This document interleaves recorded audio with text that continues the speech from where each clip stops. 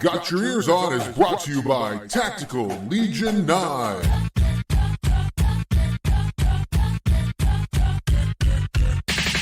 right, everybody. Hello and welcome back to Got Your Eers On. Guido here along with Scoot. Yeehaw! And Johnson. Hey, Guido. Remember us? Who are we? Remember when we used to do a podcast about WVU sports? Remember us? Hey, guys. Hey, guys. Long time no see. Yes. It's been a minute, Scoot. Been a hot second. Yes. It's been wild. I mean, let's before we get into it. Did anything happen while we were gone? I feel like nothing really happened, right? Like, nothing happened. Well, like let's get into it. Like, before we get into it, let's talk about we did record. There is like a missing episode of our podcast. There is that nobody will ever hear. Right? Nope. It's in the vault. It's in the vault. We did a show, and then it's with Jimmy Hoffa. Yes, it is with Jimmy Hoffa. We decided not to release said show and go on. And bless our hearts at the time, Guido, we thought that would be the news of the summer, didn't we? Remember back then? That was after, well, just to give everybody sort of the 411 on it. That was right after the Huggins radio incident. Right. That was after he had the anti-Semitic radio phone call. Right. So I think June-ish, early June, maybe. I'm trying to remember. Maybe May. I can't remember. But anyway, so then anti-Catholic. Yeah. And so then we were like, oh, we better not release this. We said some rough things. We talked about maybe he shouldn't keep his job, this and that and the other. And then like 2 weeks later, all of that goes down with him. Little did we know.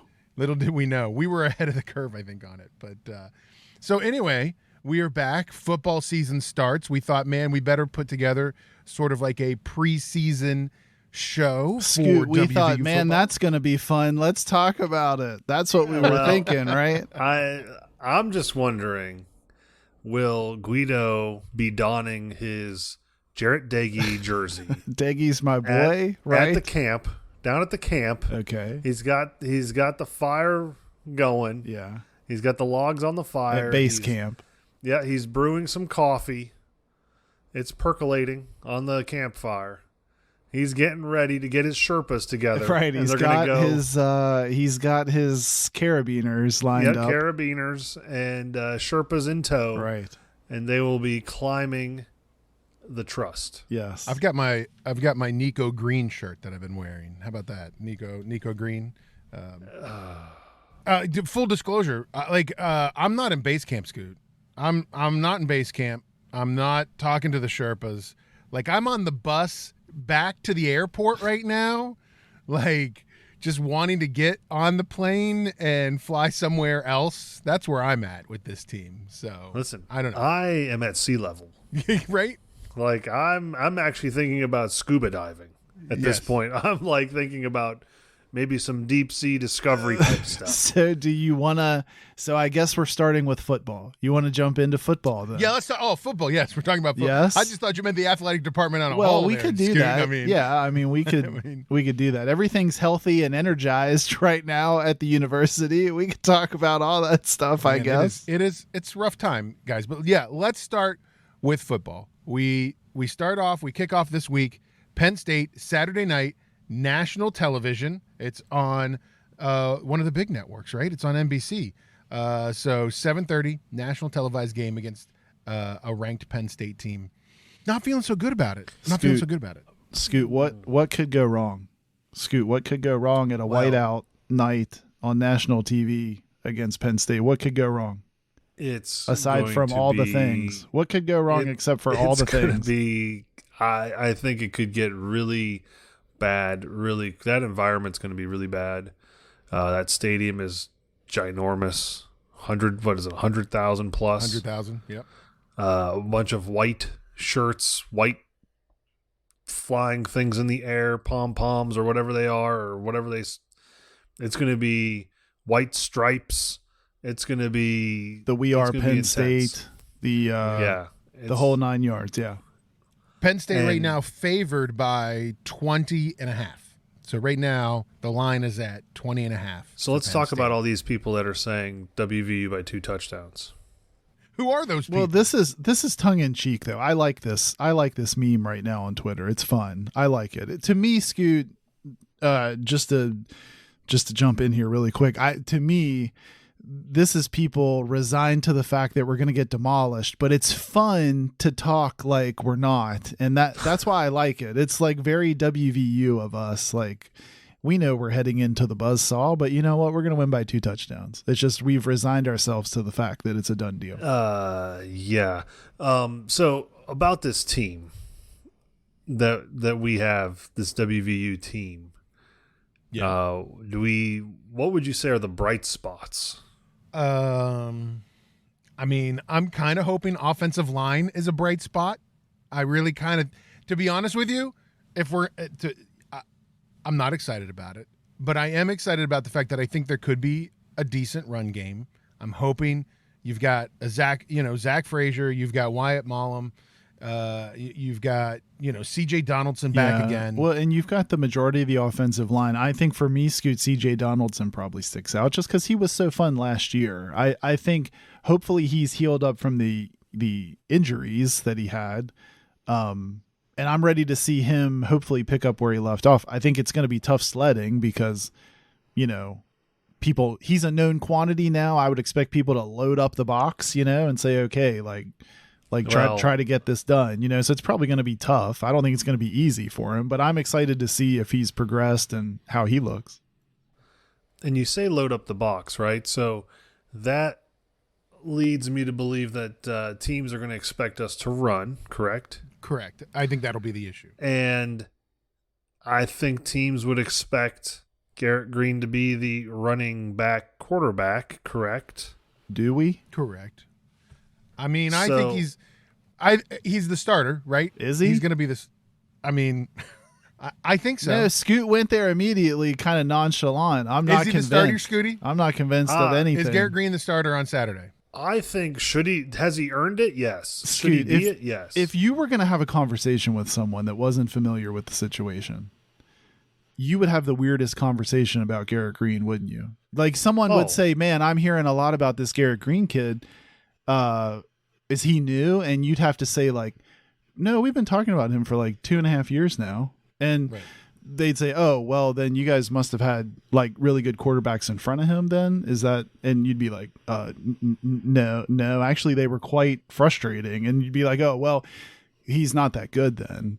And you'd be like, no, actually we have felt like he's the most exciting and athletic person at the position for a while now. And you'd be like, well, the person would be like, well, then what's the deal? And you'd have to explain how his coach has actively hated him the entire time he's been in the program. And then there would be some WVU fan like, it's a done deal. He's the starter. And like logic and reason just does, like, I get it if he is the starter, but I won't be surprised if he's not. Right? He's the most athletic, exciting quarterback we've had since Pat White. Yet he doesn't get to do anything. Now his coach actively hates him. So, and this is, you'd also have to tell that person, well, by the way, this is the same coach that has now unequivocally stated he's going to be calling all the offensive plays this season. So it should work out perfectly for Garrett Green. And you would say, I bet he can't throw the ball. No, actually he was in the Elite 11. Yeah, no, actually he participated in Elite 11 coming out of high school. Yeah. And has worked with Peyton Manning on the side, but he can't throw. Here's my thing though. He has to, like, I guess Garrett Green has to know something we don't know, because why would you stick around the program if you weren't going to be the starting quarterback? Like, right? Why would you go? Nude photographs of Neal Brown. But no, seriously though, why would Garrett Green have stuck through spring ball and all the way through camp if he didn't know as a junior that he was going to be the starting quarterback when you've got a redshirt freshman, and then I couldn't even tell you who the third string was? No, I think that's a fair question, Guido, but Scoot and I have been saying for a while that we thought he did himself a huge disservice by not hitting the portal. Like, I'm just not convinced he's going to get his chance this year. Nothing tells me, nothing in the situation has changed enough to tell me he'd get his chance. I'm not saying he shouldn't. I just won't be surprised if he's not named. I think I think he'll start, but the leash hasn't changed. Yeah, it'll be extremely short if he's the guy. Like, it'll be super short. And that's how they've strung Nico along as well. Probably like, listen, Garrett might be our starter, but you're one tuck and run away from right. from coming in and throwing.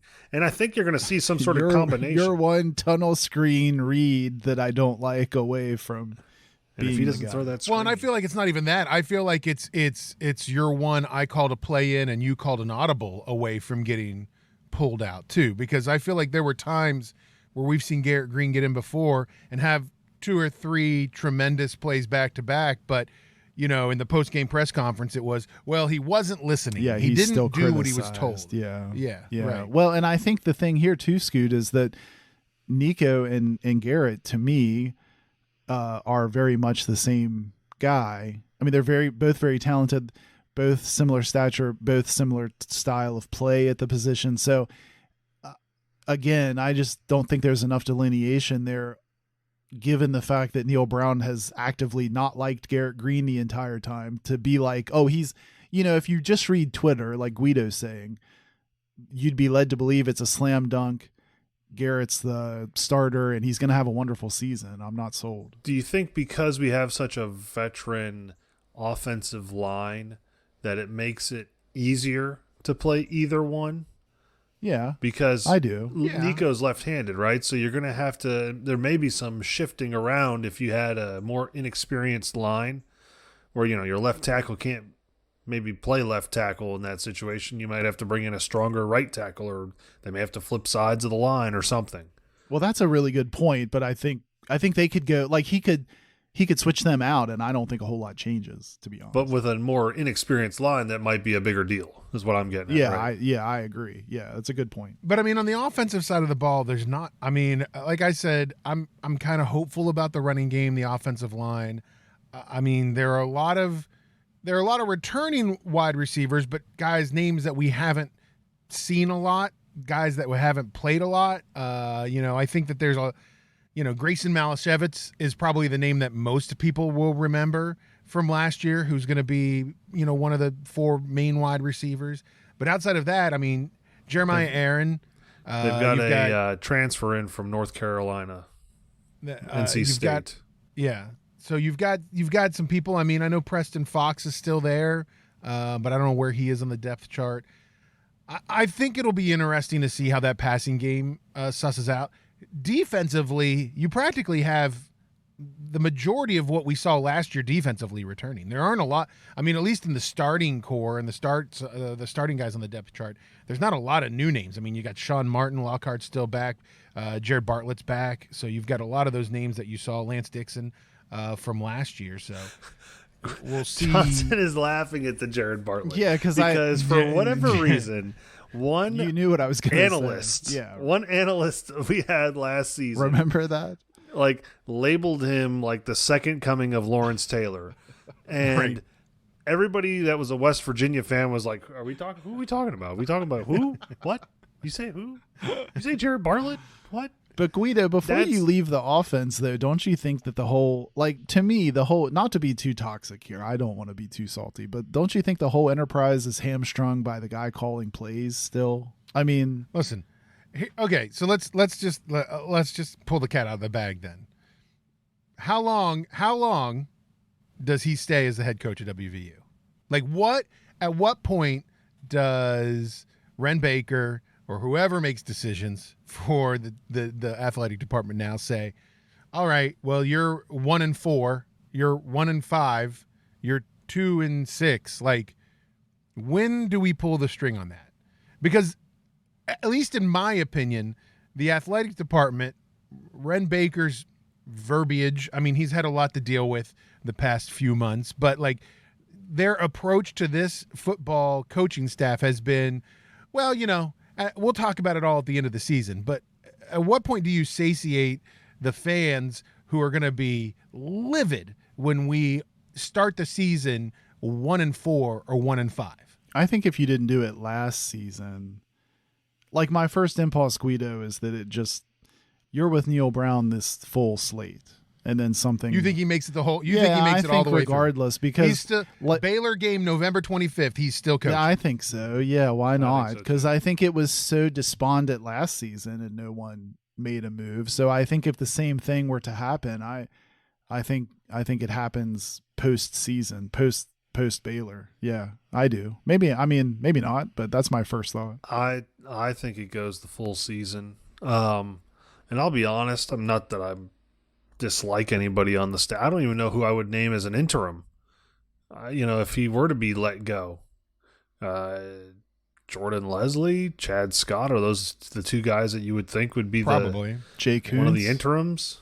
Can we get Jay Kuntz to be the interim? Josh Eiler. please? Will Josh Eiler? Josh Eiler. Please. Josh Eiler could do it. But I don't see it happening anytime soon. Last year made me feel like, let's be honest, they should have made a change last year. We all know this. Right. They didn't do it. I agree. So the fact that they didn't do it tells me, well, we're going to get them another year. Yeah, that's where I'm at too. And the only thing that fixes things is if he goes less than 5-7. If he goes 4-8 or 3-9, then maybe we get a change. If he goes 5-7, I don't even know if we get a change then. Oh God, that's so scary. Don't say that. That's so scary, Scoot. Don't put that on the minds of people. They have yet to show me that they're willing to win football. I mean, I don't know.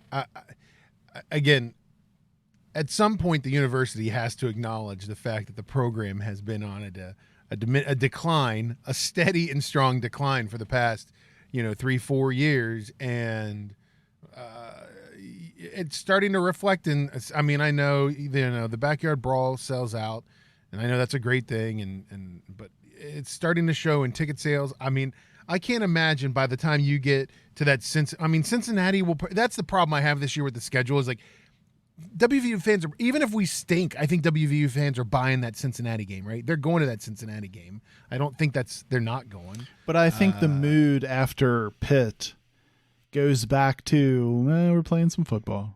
Just like last year, once we got through Virginia Tech, it was oh yeah, we got the rest of this schedule to get through. And I think when you're terrible, it just makes it feel like an eternity making your way down through that schedule, doesn't it? That's what this season feels like it could be. I guess we'll go ahead and start talking predictions, but if you drop Penn State and Pitt, woof, right? If you drop both, I think there's a big old yawner for the rest of the season. More interesting for me, I mean, we'll go through wins and losses, but we should also go, will you watch this game? Will you watch it? Will you sit down and try to watch it? Will you watch the whole game? We should do the whole game. Is it a full game? Is it half a game? How much Are you of just the game watching will the you highlights? watch? I always watch the full. I'm a glutton for punishment, Scoot. I always watch the full game. Well, listen, that was before when we had hope. Let's see what happens now when you're in the rolling before into times. Well, let's go through it quickly. We've done it every year. We'll make our predictions. I've got a feeling we're going to be almost identical, the three of us this year. Do you want to go just quick game Let's go game by game, okay. real quick. All right. Win loss. That's it. You don't have to do scores. You don't have to do anything. Just win loss. And we'll answer Scooty's question. Are you going to watch it? We can do win loss. W or U, watchable or unwatchable? Unwatchable. We'll just go straight. We'll go straight through. So let's start this Saturday, September 2nd, 7:30 p.m. on NBC, national televised. A number 7th ranked Penn State. WVU goes to Beaver Stadium. But they've got cool third option jerseys that are retreads. I mean, they're not cool though, right? They're not. They're really. not I cool. don't think they're all that exciting. Anyway, go. Sorry. 20 and a half. Penn State's favored by. Does WVU win or lose this game? Scooty. That's a loss. That is a loss. I'll go loss as well. Yeah, it's a hard loss. I'm going to watch it though. I'll watch. I will watch. I've already got my menu planned. Scoot, 5 minutes to go in the fourth quarter. Are you still watching? I'm still watching because I do have a little bit of a watch party going on. So I will. Oh, look at this spicy Guido. We did not know that. We were not aware of watch party. I'm trying to decide right now, am I taking WVU with the points? That might be the better question. Yeah. Do you think I might, I don't know. 20 and a half is a lot. it is a lot? After That is USC, a big margin. After USC last night, I think, they got our defense better be very improved. Scoot, I'm just saying that's a lot of points. An easy. You take. I'm just saying that I think that Penn State will jump out early. They will take the foot off the gas in the third and fourth quarter, and that will allow WVU to get back That's in. more probable. And yeah. And it be right. And it be not super sad, just mildly. I'm going to predict a fumble or two in the first half by WVU, potentially from the quarterback. Well, Okay. I will watch And the that full will thing. and then he will be sent to exile in Wyoming County or something. The real question should be not if Neal Brown makes it through the season, but does Garrett Green make it, or does he enter the transfer portal before the end of the season? Scoot, are you comparing Siberia to like Wyoming County right there? I don't Is even that know what where you're Wyoming. doing? No offense to the I was just getting ready to say. WVU fans, but I have not been to Wyoming County. You I'm just not real made a sure bunch of where it's people at. angry there. No, I mean, I don't know how we do in Wyoming, but Then we move on to the following Saturday, September 9th. That's Family Day at Milan Pushkar Stadium, the first home game against Duquesne, or Duquesne, as it's called. Didn't know they had a football team. WVU plays Duquesne. That game is on ESPN Plus, so you got to pay to watch it. So, win or loss, Scooty? I'm going to say that's a win. Yeah. I will Better watch. be a win. Duquesne is like D3, aren't they? Like, what are we doing? I will watch some of the game. I don't know if I'll watch all of it. That's a night game. That's a 6 p.m. game. I'm going to say win as well, and I will likely watch it while doing something else, I'll say. So, Johnson? Scoot, I can't believe you didn't say your thought on this, but I told Scoot the other day, I've been thinking about this WVU season, Guido, like a dinner reservation, where I refer to it as Duquesne +2.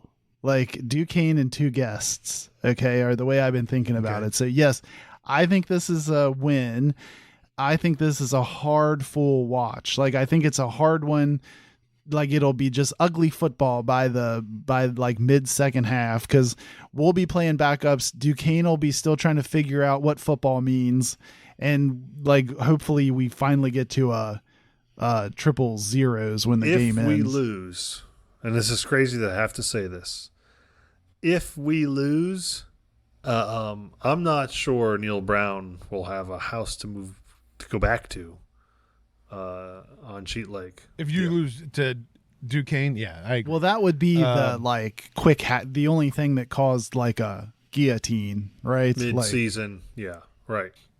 All right, so moving on from there, we then go to September 16th, 7:30, another night game on another big network on ABC. It's the Backyard Brawl against Pitt at Milan Pushkar. Scooty, what's your opinion on this game? Neither of these teams right now, obviously WVU not. Pitt is not ranked right now. Well, I'm going to go with a loss. I'm going with a loss. As we tend to be going right now. I'm going to go with a loss as well. I will say that I've been reading some power rankings, some like the Ken Palms of football. Pitt is kind of falling in that. They're like in the 30s or 40s overall, so we could show, but it's probably a loss. I'm going to go a loss. I will watch it. So here's the thing. Every year, college football. How many teams play college football, Scoot? Like 135. Division like 1 or whatever we call it now. Division Football 1, yeah. subdivision with like 135, I think. There's usually 3, like teams 1 through 3. You're like, these guys are a cut above. They're obviously cream of the crop, right? We all agree on that. Then there's like 4 through like 10 that we argue about who should be in the mix of the playoff and stuff like that. Then there's like 11 through 135 that are pretty much like almost like if team 25 is playing team 55, there's not a whole lot of difference there, right? Like, so I think that's one of the things in Neal Brown's defense. Like people will screw up and lose to teams they're not supposed to, because that's how this whole thing works. I think that's going to happen to get him to a 4th win. I just can't I haven't decided yet where I think that happens. You have to call it. And he's leaning to win on this. He is leaning. WVU under Neal Brown is the worst road team in the history of teams that were bad on the road. I mean, they're just atrocious on the road, right? So I think if you're going to win anything, you're going to win some home games. I think this will be the one game all season where the stadium's packed and has energy that if you didn't know any better, you would think it was a previous year when people were still excited about football. I think they steal a win here. Wow. I do. I think they steal a win here. I think not a whole lot has changed from last year except things that have been removed from Pitt. I think Pitt had a pretty legit team last year. They did. And they've lost some not a lot, but they've lost some players off that team. They haven't gained a whole lot.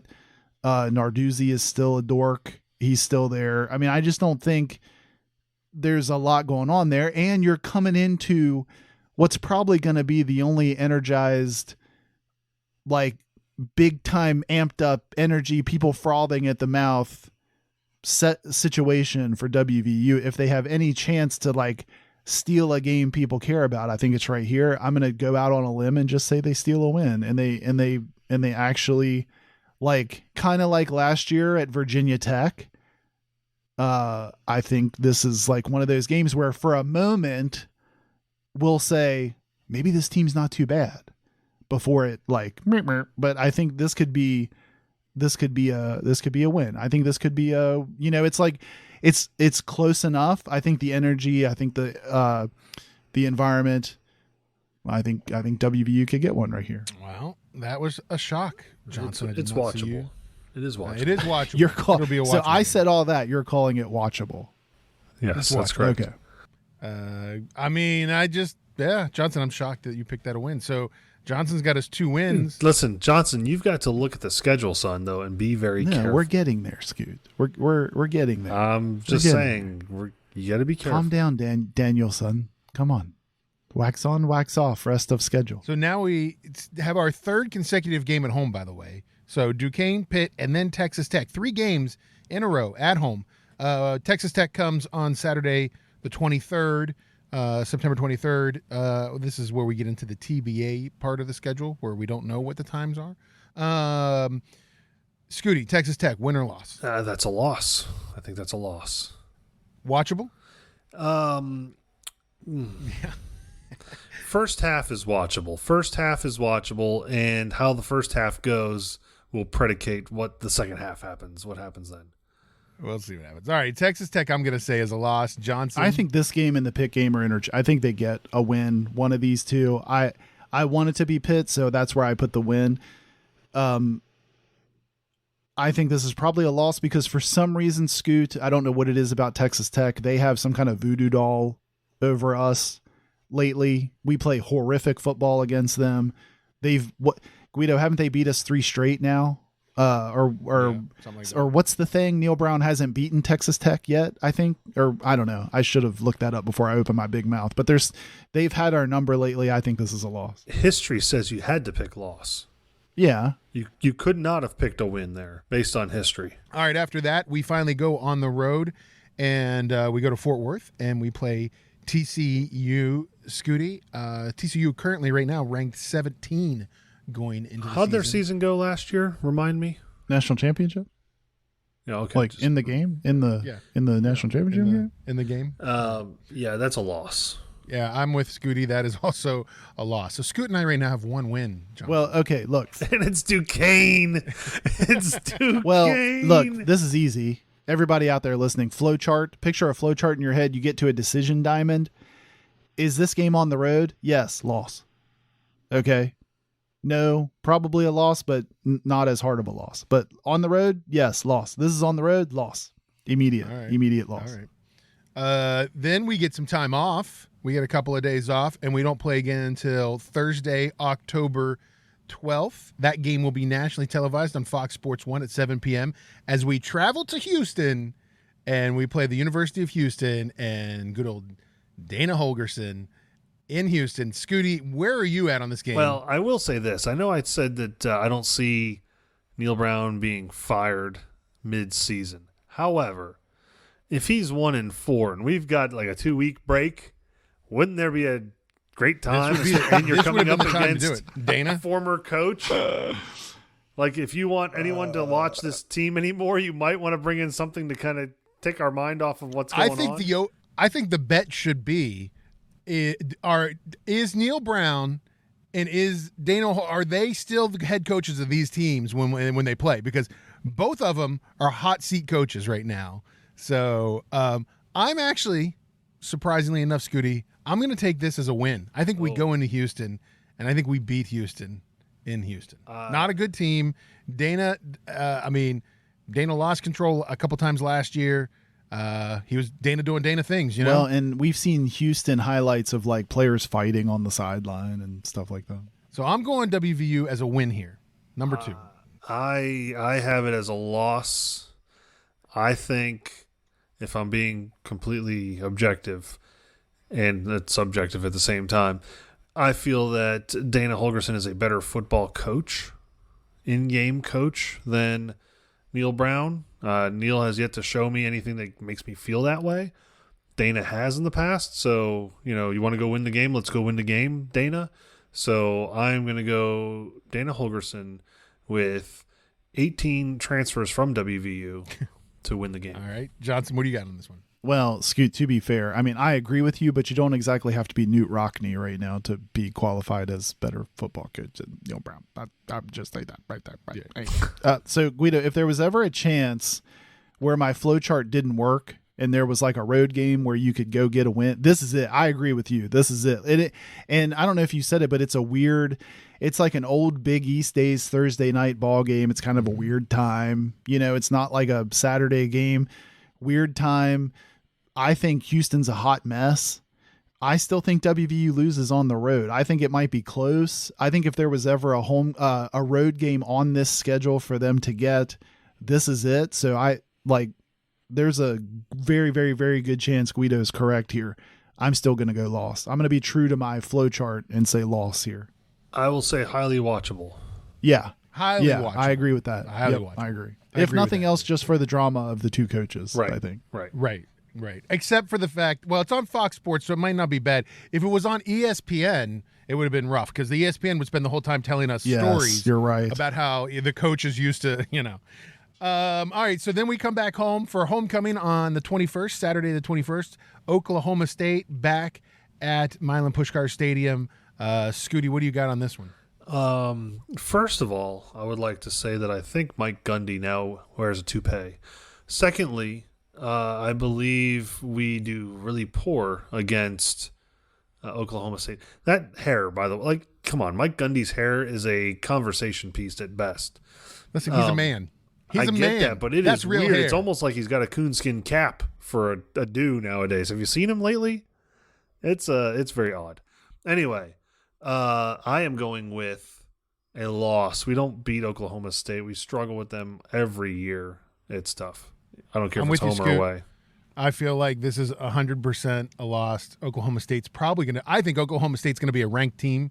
I don't think they are now, but I think they will be a ranked team going into that game. They might even be in the high 20s or the low 20s right now. But so I'm going loss as well. Johnson? Well, I'm inclined to remind you guys that we beat Oklahoma State last season at Oklahoma State in a game where Mike Gundy and company found out, to give them credit, we had no business. If you remember, it was a horrible game. I think it was in bad weather.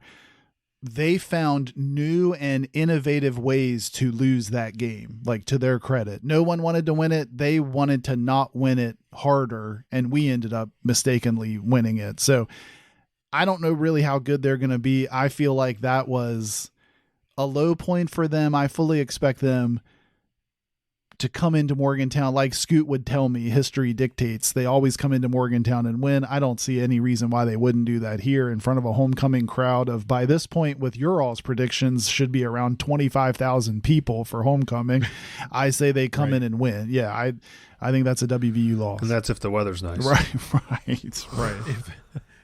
And I will say, Johnson, though, you do make a good point. I think one advantage that WVU could have this season in some of these games to pick off that fourth or fifth win is the fact that, I think every team, especially when it comes to the Big 12 teams, I think they're going to all look at WVU Our Lady of the Fumble University and think that it's just going to be the team's just going to roll over and it's going to be an easy win. Let's go get this over with, and yeah, right.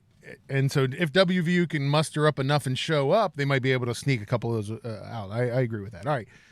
Next, we move on. We go to lovely Orlando, not for Disney World, but to play the University of Central Florida. Welcome to the Big 12, as we play almost all the new teams in the Big 12. We play all the new teams in the Big 12 this year. So UCF, we go down to play them. Scooty, where do you think this game's going to end? On the road. I find this to be a win. I don't know much about UCF other than Gus Malzahn. I do find him to be a better coach.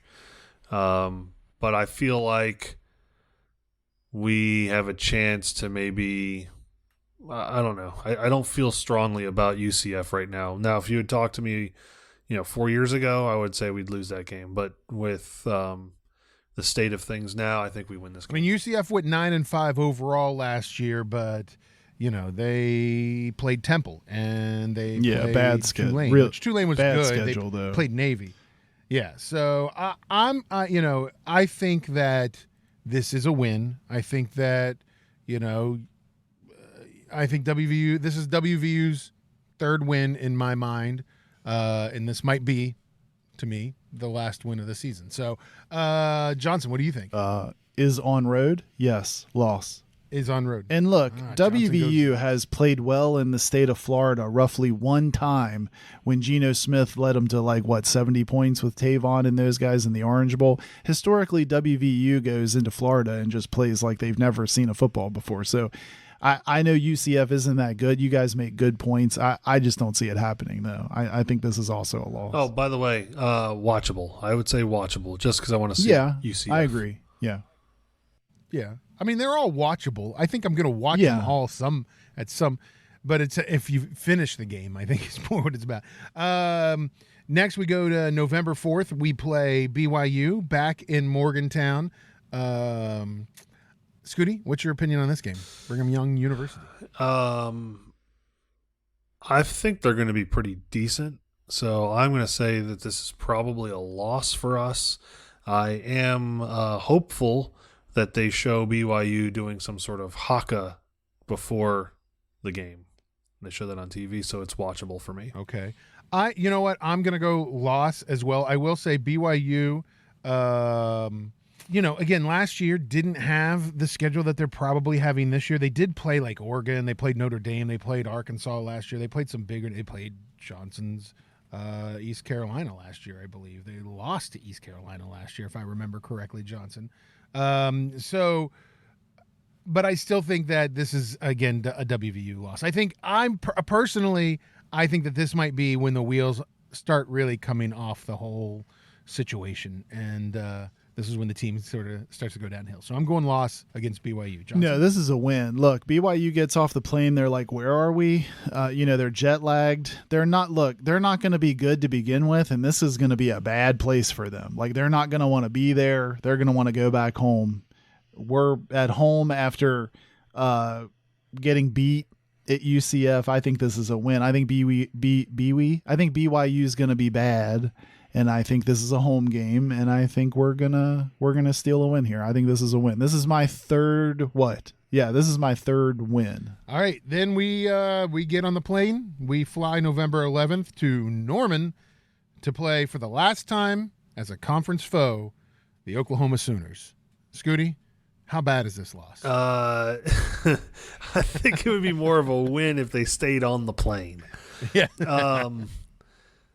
It's going to be a loss. It could be a really bad loss. It's going to be a loss.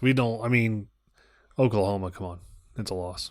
It's a loss. Definitely a loss. Johnson, what's your opinion? You guys have short memories. We beat them last season at home with Garrett Green being hated the whole time by his head coach. That's how bad Brett Venables is coaching this Oklahoma team. I know it's Oklahoma, but they're not going to be terrific. I think we lose, but Scoot, it's very watchable. I think it's a closer game than you think. I think there's a factor that we're forgetting, though, right? So we're deep into the season at this point, correct? Correct. And by our account, the team is either 2 wins or 3 wins thus far, correct? Yeah, right.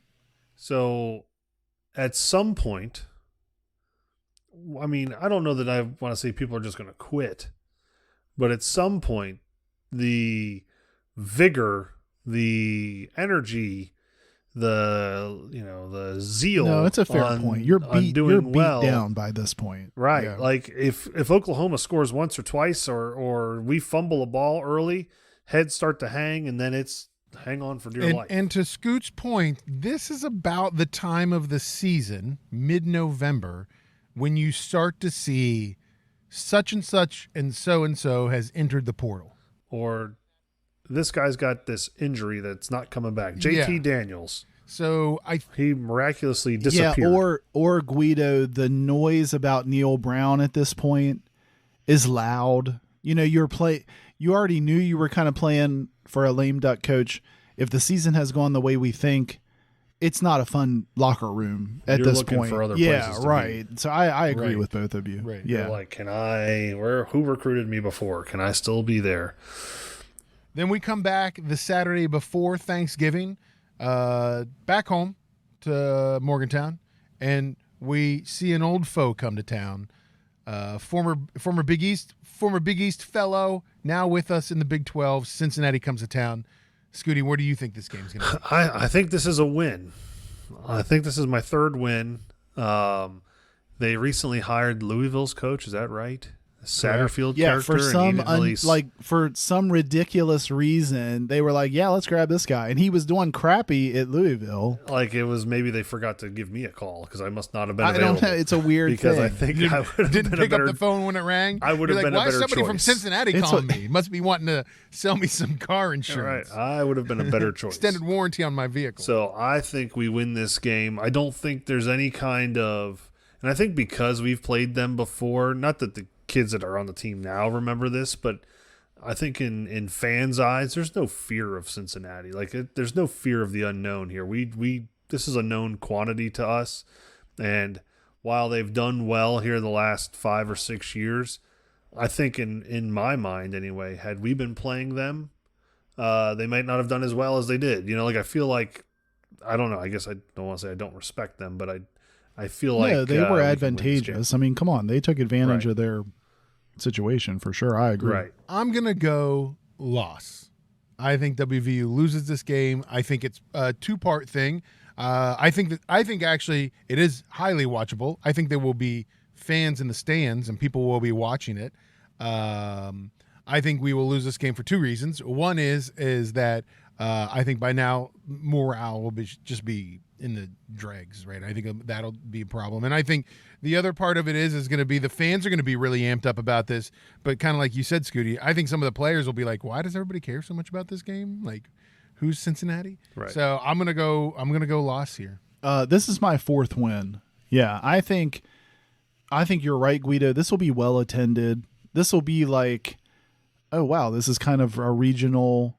This reminds me of what college football was like supposed to be in the before times before it got all ridiculous. I think this will be well attended. I think, we're at home. It'll be senior day at this point. And I think, and look, I think the Bearcats and WVU will be in a fight for last place in the conference. Depending on Iowa State, it's weird that we don't play Iowa State this year. Apparently their entire team just went on a betting spree or whatever. I've been trying to follow that story. Guys have been suspended. I think they're going to be in a weird place. They may be the bottom of the conference just because, I think their quarterback was wrapped up in it. I don't remember exactly now, but that's a weird situation. They're going to have a rough time. But I think Cincinnati and WVU are going to be fighting for the bottom spot. And I think WVU at home gets a win here. This is my 4th win and very watchable, Scoot. Sounds like you're buying into the Charles Wesley Godwin battle cry of not 14th. Yeah, right. Mm-hmm. That's right. Not 14th. Not 14th. The rallying cry. Not this season. Not this night. We will not be 14th. Well, finally, guys, we travel to Waco. We finish off the season November 25th against Baylor. Scooty, Win or loss. What could go wrong? It's a loss. Come on. This is a loss. Baylor's going to be very good. Dave Aranda has done a good job. It often makes me wonder where we went wrong. I know Neal was the right choice at the time, but then you look at the other coaches that got hired, either the year he got hired or right around the year he got hired, and they're all doing better. So then you're like, what did we do wrong here? What exactly happened to us, or why us? Cannonballs are great. Wins are better. Wins are better. I'm going to go loss as well. Johnson? Is on road? Yes, loss. All right. So I have 3 wins. Johnson has 4 wins. I have 4. Scooty has 3 wins, right? Yes. All right. Guido, this is so Scoot and I are usually leaning negative lately, but you are usually our bastion of hope, and here you are with Scoot level wins. What are you I can't carry the torch at 4 wins. He saw the light. Carrying the torch. He saw the light. You know what it is, and I hate to, this is terrible. I'm a WVU fan, and honestly, listen, guys, would I love it if we went undefeated this season and went to the national championship? It'd be amazing. It'd be awesome. I'd be happy. I'd be the happiest guy in the world. I'm just done with the current state of WVU football. Let me ask 2 questions. Number 1, and let me get both of these out because I know you're going to pounce on this first one. But do you think so? We think everything will go. We said, will he be the coach at Baylor? We all said yes. I think we all said yes, right? We all said yes. I said I'm. You're not convinced. I'm with you guys. You're not convinced. Yeah, okay. right. I'm hopeful. Hopefully won't be, but well, picture, picture Thanksgiving. You're eating your second turducken. You're leftovers. You've made your turkey sandwich. You're settling down, watching some final college football. This game goes to a close. Does Neal Brown get tarmacked in Waco? Didn't the last time he went to Waco, we thought he was going to get tarmacked, but he didn't. Do you think he gets tarmacked here? So what you're saying is Neal should make Christmas plans in another state other than West Virginia. I'm just asking. Honey, don't buy the tree. We're not sure just yet. Let's just wait because that tree is big and we don't want to put it in the house. Listen, I will say this.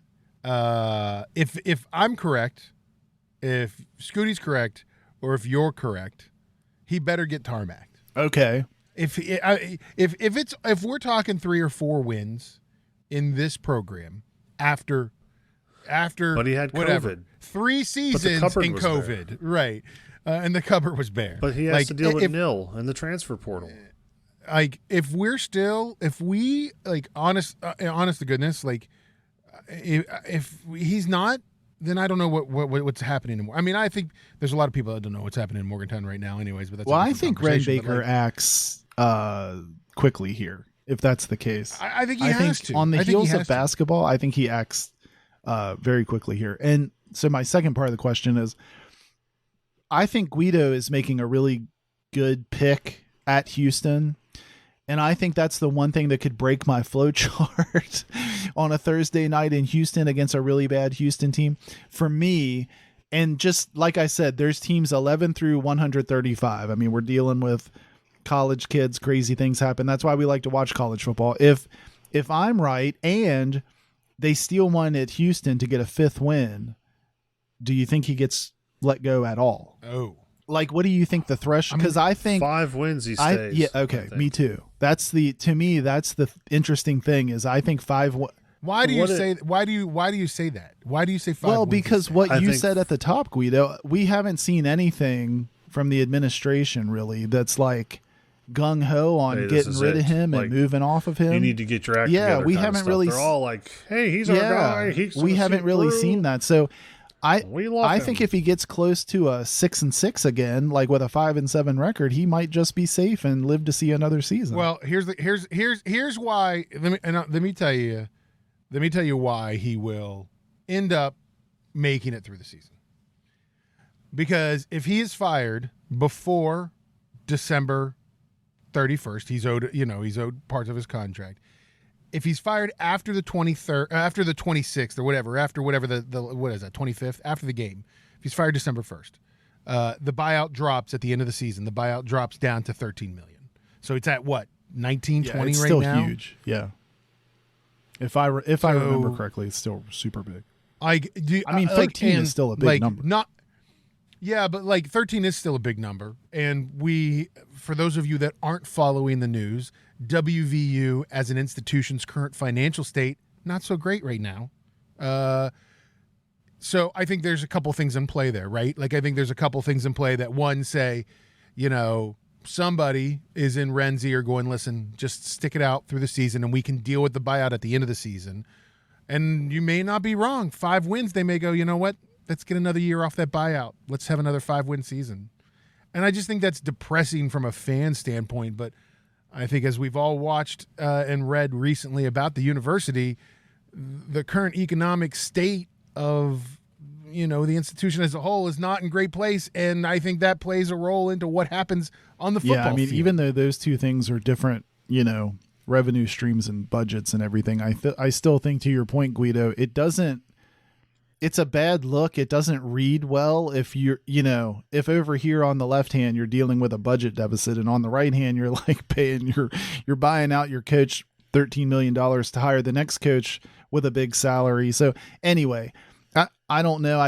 My gut feeling is like if he hits that 5-win-ish area, then we may see him again next season. I think he keeps his job with a 4-win season if these are the 4 wins. Duquesne, Pitt, Houston, Cincinnati. If he wins those 4 games, people are like, he's beating our rivals. He's beating the teams we want him to beat. We don't care about Baylor or BYU or Central Florida. I think if he doesn't make a bowl game, he needs to be let go. I agree. If you're not getting us that extra game, those extra eyes, he hasn't won 3 games. It's not hard to win 3 in a row. He hasn't won 3. Listen, we're almost an hour into the show, and I can't believe that's the first time you have said Scoot, that. That's usually your lead-in to point that out. But Guido, don't you think beat that drum? We're also look at this schedule. We're talking about how do we find bowl eligibility, and look at this schedule. This is not a tough schedule. This is not even a tough. That's right. It's exactly Cincinnati, right. BYU, UCF, Houston, Duquesne, and then take one of those other huge list of chances and find. I mean, come on. There's a lot of. This schedule is not a tough schedule. So what's hilarious is we're thankful that we don't have to do anything with Kansas or Kansas State this year. It's just how funny is that? It's sad that we're trying to find a 6th win and we can't. I mean, we can't even find 5 off the top. And this is not a tough schedule. So it's Guido's right. It's a sad state of affairs, but I still think the guy is 5-ish wins. He's here next season. Yeah. I mean, it's it's upsetting. I mean, I think the problem is, Scooty, that I think if Dana Holgerson was still the coach at WVU, we would have an 8-win season this year. Yes, I agree with that. And we'd hate him, but it'd be. I think if you had either of the last 2 coaches, if you had Stewart, if you had Rich Rod, I think we'd win 8 or more. I think Don Nealon right now at 90-odd years old or whatever he is could probably coach this team to a 6-win bowl season. I'm done. The program is very upsetting. And I understand that we have new blood with Ren Baker, and he's 1 year in now, and he's whatever. He gets to make some decisions. I will say that, and we're not going to get into it big tonight. We said that, hey, Ren Baker was going to have to make probably one of the biggest decisions in WVU sports history by replacing what might be the greatest basketball coach who's ever stepped through the doors of the Coliseum. And, I mean, I know that it was kind of under fire. It'll be interesting to see what happens after 1 year interim head coach gets, his chance to either replace him, or does Josh Eilert win games. I get that when all that went down, you weren't going to go out and have a big search and find a new guy, a big name, because it was June. But it'll just be interesting now to see how Ren Baker reacts to some of these issues within the athletic department that he's been. I mean, who do you think he's like? Man, why did I take this job? Shane What Lyons was I just thinking? Here Here it's you go. just like mic drop. Peace out. Yeah. Well, I think on that though, Guido, really quick, I think it's going to be interesting when we're better and we're having more fun in basketball season. Like, I think it is going to be interesting to watch fans' reaction when we're both better and enjoying it more. We've not seen him coach in game yet. Yeah, but I like the staff. They're fun. Yeah, it already feels light and airy and feels fun. Yeah, they've recruited their I mean, are you kidding me? They're going to have a legit squad after that mess. I mean, they've done a remarkable job already, and we haven't even gotten close to basketball season. He's got the best transfer class in the country. Like, that's insane. You lost like you said, Hall of Fame coach. And you've brought in a guy that nobody outside of the Hall of Fame coach knows him, Right. and you're still able to get some big time Division I players to transfer in. So that's amazing. Well, we'll touch on the WVU basketball situation at a We later may try to date. get to it a lot earlier than normal. Yeah, right. It might be next weekend. Might be. Guido, before we go, real fast, who's your quarterback? Who's your starting quarterback walking out on the field at Penn State? Who is it? It's Garrett Green. Garrett Green will be the starting quarterback first series for WVU at Penn State. Scoot. It'll be Garrett Green, but Neal Brown will be checking to see if Garrett. Are you sure your ankle's not hurting you? Are you sure your elbow's feeling good? Like, it'll be one of those kind of deals where like he's looking for any excuse to not play. Yeah, I think that's where I'm at. I'm so compelled to say Nico, but I think I'm where Scoot is. I think it's the shortest leash. It's not even a leash. It's like a link of chain. Like, What happens if it is Nico? I won't be that surprised. That's what I'm trying to say. Know, like, but, I just what do won't. you do with Garrett? Like, what does Garrett I don't do? know. What's he been doing for like 3 seasons now, I guess. The same thing. Poor guy. Like, he just keeps doing what he's doing. So, guys, I have to say, after not recording a podcast for 5 months out of, we were all just Fear. battling ourselves out of depression. Fear of what we would talk about. Yeah, not. I will say it was great to do a podcast again. Did not make me feel any better about the program. So no thank you to you guys for that. You're welcome. Was hoping that, I guess Johnson is the ray of hope in the cloudiness that is WVU sports right now. Johnson's he's going to LL Bean. He's checking some things out over there. It will now be interesting to see if anyone proves us wrong, right? Prove us wrong. I feel like Scoot. I feel like Johnson got on the podcast tonight and he's like, "Hey guys, look at all these carabiners I got. Look what they, Johnson's listen. Maybe coming to our merch store might be a "Prove Us Wrong" T-shirt. Well, if you're giving me that, Prove me wrong. If you're giving me the business over 4-win prediction, what do you think when you're reading Twitter and people are like 8-3, 9-2, or what? You know what I mean? I feel like these people are sheep. Like, what are you doing? Like, there's not a chance. If you're 8 or 9 wins. You're talking about competing for the conference championship, possibly. That's not happening here. Like, No. Listen, we can talk about how the defense is coming back. How good were they last year? Well, we're going to have wonderful opportunity. Listen, some of those people probably should have been sent to witness protection. Like, some of those guys needed to be like, hey, thanks, but we need to send you Well, we're going to else. have awesome opportunity for box seats when we get together for a game late in the season. I'm excited. That's true. We might actually get them for free. They might say, They "Hey, might say, please, listen, we need you, please please." come, keep doing your podcast and talk about us because nobody else." Yeah, is. right? All right, guys. Well, listen, everybody. Thanks for listening. Sorry it's been so long. Our goal is to be back doing shows again and talking about games after they happen and whatever interesting things may happen over the season for WVU. So please listen, like, subscribe, tell your friends. Go out and tell everybody we're back. Hey, be like, hey, those 3 guys that are fools, they're back talking about it. So go download Got Your Ears On. Also look for us online. You can find us on Twitter. I refuse to call it X. Let's just go on record and say that. You can find us on Twitter, X, at Got Your Ears. You can also find us on Facebook and look for us on the internet at our website, gotyourearson.com. Johnson, there's things about us on there. Oh yeah, geez, I haven't done this in a while. So you can go to gotyourearson.com and find all of the stuff we just talked about posted on the show. You can click the tune in link to listen to the show right there on the page. And if you are so inclined, which I know you are, you're going to click through to the merch store and check out the GYEO merch, Guido. So yeah, that's where we're at. GotYourEersOn.com. Check it out. Check it out. Well, listen, everybody, thanks for listening this week. We'll be back next week with another show. You've been listening to Got Your Ears On.